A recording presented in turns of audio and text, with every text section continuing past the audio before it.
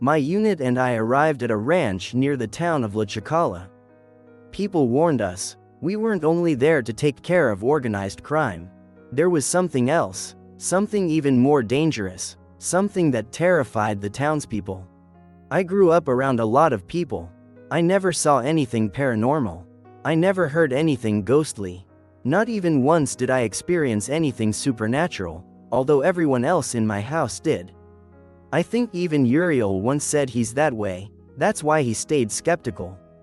I had a very quiet childhood in a house where my mother said she saw a man with a farmer's hat, very macabre, who would sit in the living room and watch her whenever she got up at dawn to prepare my father's breakfast. As the years went by, she learned to ignore him. The man would be there for a moment and then disappear, but the sighting was constant. My father and my two older brothers, Gabo and Genesis, saw a boy in a sky blue suit. He played tricks, hid their things, and watched from the doorway when they were alone in a room. I was afraid because, even though he never did anything, they said the suit looked like the kind used to bury a child that age. Like I said, I didn't see any of that. My childhood was very calm. But something happened 2 days after I turned 11. It was a very peaceful afternoon. My dad and Gabo were out. They were the ones who always brought commotion to the house with their jokes, their screams, and their games. I liked listening to them, but I also loved the quiet of afternoons when they went to baseball. We had prepared everything for a special dinner. Mom had gone to the store to pick up some things we needed.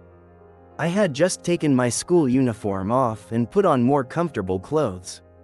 I always ended up getting dirty when we cooked, and I was excited. I left my room to go downstairs. Liliana, wait, my sister called from her room. Her voice sounded worried. I answered at her door. Her lights were off and the curtains drawn. The room was very dark and she was sitting at her desk chair. Everything okay? What's wrong? I asked. Come a little closer. I swear I was about to enter, but I felt something I had never felt before. Distrust. Distrust toward my sister. I told her to wait, that I was going downstairs for something, and she said no. That was all she said, but even so I went down the stairs confused until, I swear on my mother, downstairs. My sister was in the kitchen chopping vegetables, even though I knew it was impossible. I asked her if she hadn't been upstairs a second ago. She was serious. She asked me what I had seen.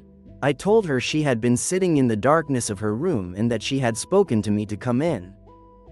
At that moment she went up to her room and I followed.